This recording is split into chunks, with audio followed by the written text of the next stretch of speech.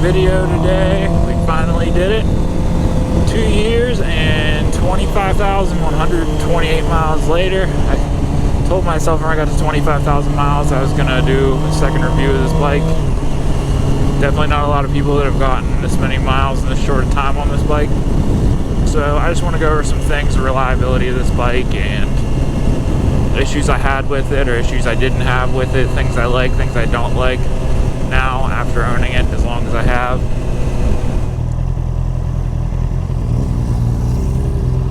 $650. I thought they were just about to blow this red light.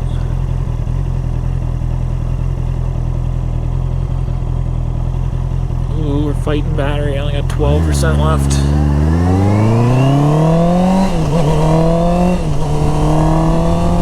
First thing I want to talk about is being blinded by the sun and modifications I've done to this bike.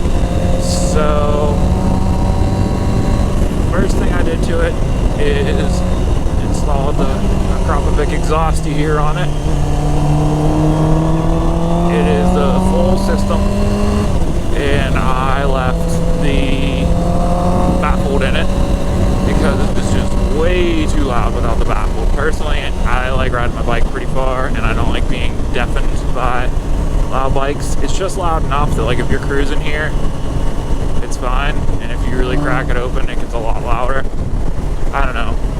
For me, it's the right volume level, so that's what I went with. And then second, cosmetic mod that actually ended up being a actual mod, not even just a cosmetic mod, is the rear seat cowl delete. So I deleted the passenger seat and got a rear hard plastic cowl to go over top. Well, the factory seat comes off and that goes on. And I did it for aesthetics, but actually, ironically, the bike feels more comfortable to sit on with this on here because of the shape of it. The passenger seat used to like hold me in place, centered, and I couldn't hang off the bike. And now that I have it, I can get my butt off the bike. It's a lot more comfortable when I'm actually riding it fast. And once I had that cowl on, I decided to just take the passenger foot pegs off.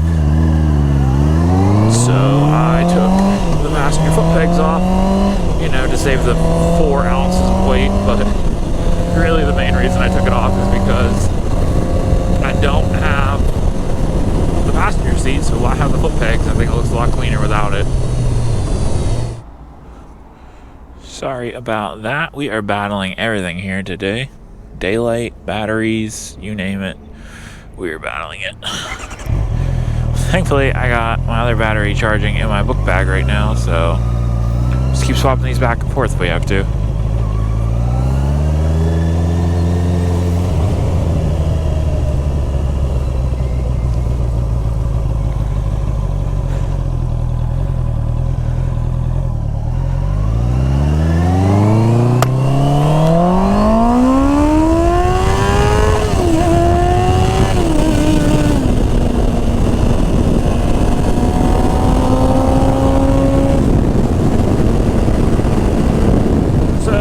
Things you could consider, I don't know whether to go into maintenance with this or mods, so we'll do in between the two, would be the sprockets and the chain I did.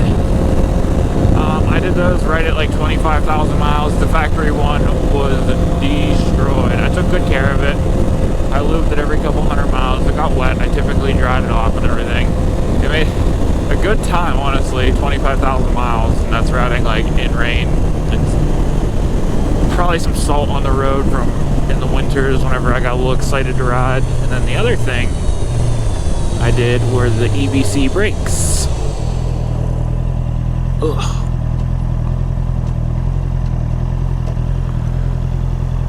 Which work very well. The reason I had done the EBC brakes is because after a couple track days with this bike, upping my pace a little bit. I'm a heavy guy, it's a heavy bike. These aren't Brembo style on my brakes or anything crazy like that. They're just some good beefy Nissans. The factory pads, one, they wore out. I think around 15,000 miles the pads went bad. They were worn down down to like a millimeter left. And so they need replaced anyway, and I decided to go with these EBC double centered pads, which I love a lot more than the factory ones. The factory ones I was getting a little bit of fade on track. These ones, there's no fade. It has a lot more bite, a lot more lever feel, so you can tell what the brakes are doing. So if your pads wear out, definitely go with EBCs.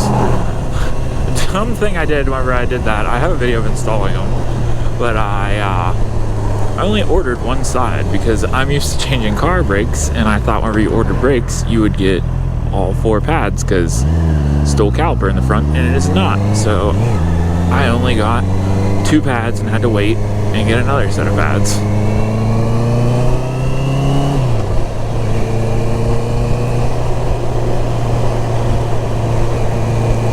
The chain and sprocket I went with were just OEM replacements. I went up to the dealership I bought the bike from, Ositis, and I told them I just wanted something regular and steel. And interestingly enough, it's in my sprocket video, but it was the factory sprocket, and I think I only paid like 50 or 60 bucks for both the sprockets. The front one wasn't factory because they're a lot more expensive, but the rear sprocket was the same exact brand that I took off, and then the front one has a non-dampered, so I don't really notice a difference in that. It doesn't feel louder, it doesn't feel more drivetrain harshness or anything like that, so I didn't notice anything with that. I was debating going with the factory one again with the rubber, and I'm glad I didn't, because I can't tell a difference, and it's like a third of the cost of the factory replacement.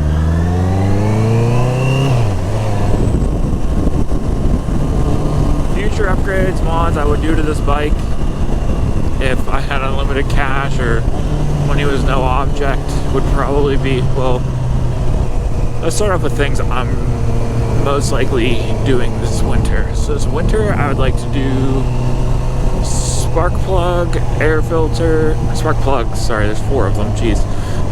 I'd like to do spark plugs, upgraded air filter, higher flow air filter,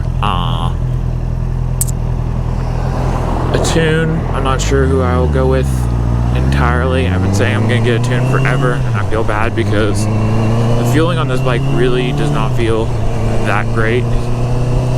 It's not bad, but you can tell there's a couple spots where it just doesn't feel right. It's going through the RPM range, and it's like, just like right around 6,500 is the biggest. It has this torque dip kind of thing. And I hope a tune will sort that out, and I've heard people say it does. Öhlins suspension, or maybe cartridges or something. I really want to get some adjustable suspension and some suspension meant for my weight. I know whenever Honda made this bike, they did not intend for a 200-pound plus Airy American to be riding around on it on track, and that's what I'm doing with it a lot lately. So no adjustment whatsoever. Oh, let's turn the high beam on, flashes people. There's no adjustment. It's not terrible. Like on the street, I don't mind it at all, but on track, I feel like I desire more. Maybe on some twisty roads, I desire more. So the solution is either Öhlins cartridges or just straight up swap the whole forks out for something different, and then a shock and a spring and everything in the back just to set it up for my weight and adjust it to me, have it professionally suspension tuned, or just have a suspension tuned by someone who knows what they're doing. That I get why they didn't do it. They built this bike to a budget with Honda reliability, which is awesome. Getting on with that, the reliability of this bike has been phenomenal. I have not had one issue with this bike yet. It started for me every time. It's not leaking oil. I've heard some people say that they have oil leaks behind the water pump, which I have yet to experience. Actually, both my bikes do it, the 500 and this bike. Neither of them have started leaking oil yet. And 25,000 miles into it.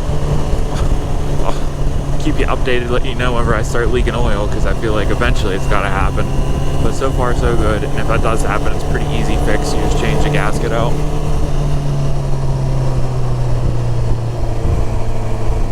My maintenance has been lubing the chain every couple 100 miles, like I said, adjusting the slack whenever I check the slack, whenever I lube the chain, and adjust it as needed. And oil changes I do depending on how I'm riding, every 3,000 to 5,000 miles. I've been running the K&N filter. Haven't had any issues with it. It is the best because it has that socket on the bottom. It's a 17 millimeters, so you can get it tight enough, and then it's real easy to come off instead of trying to jam some oil filter wrench up there. You can just put a socket and an extension up there and get it right off, no problem, which makes life way easier.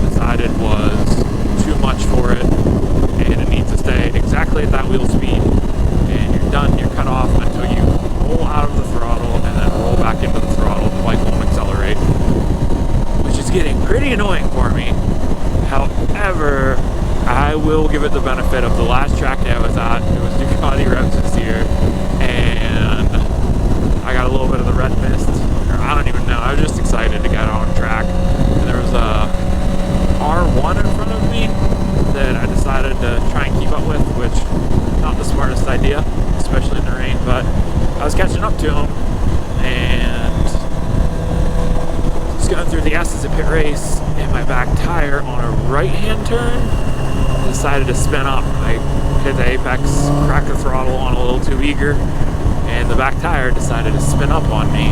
And oh my god, did that horrify me. I had this bike sideways around the corner. I wish I had a video of it, and I don't because it was raining and I want my GoPro out in the rain with the external mic and everything hooked up to it.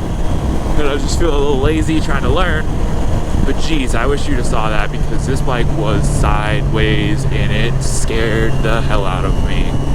Learned my lesson on that one, and the traction control really did save me on that. That was my own stupid mistake in the rain, just too much drive out of a corner, and the traction control really saved the day. Held it exact RPM. I kind of rode the slide out through the corner and it was fine after that. Good to go. Just let up off the throttle and rolled back into it, and it's like it never happened. Here we are, downtown Pittsburgh, and I just realized it's Sunday, and the coffee shop I planned on going to end this is probably not open because it's 7 o'clock at night, but we'll give it a try.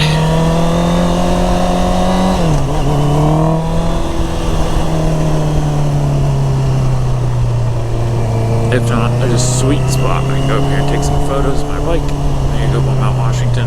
It's my favorite thing to do. Shout out to whatever genius decided, let's keep this brick for the aesthetic, but then tear it up and just put asphalt patches on this. It's so bad.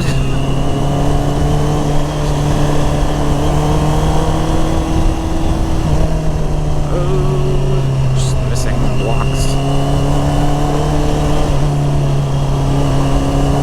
We're going for it.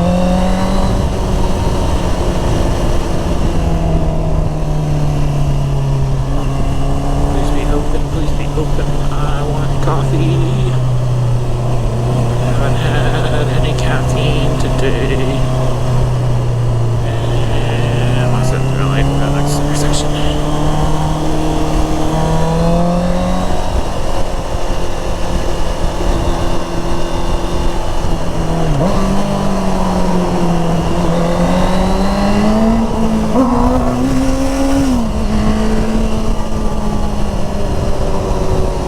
Let you do a little wheelie with the traction control on, like I said.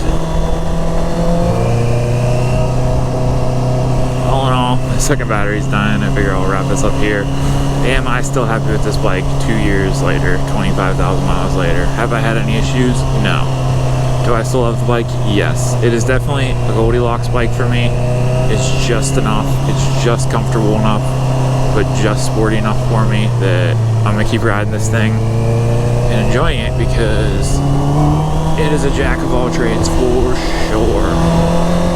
If you have any questions or comments, like always, just drop them down below. I usually answer them all the time, and I am pumped because I'm pretty sure this coffee shop is open. Woo woo. Till next time, see you guys later.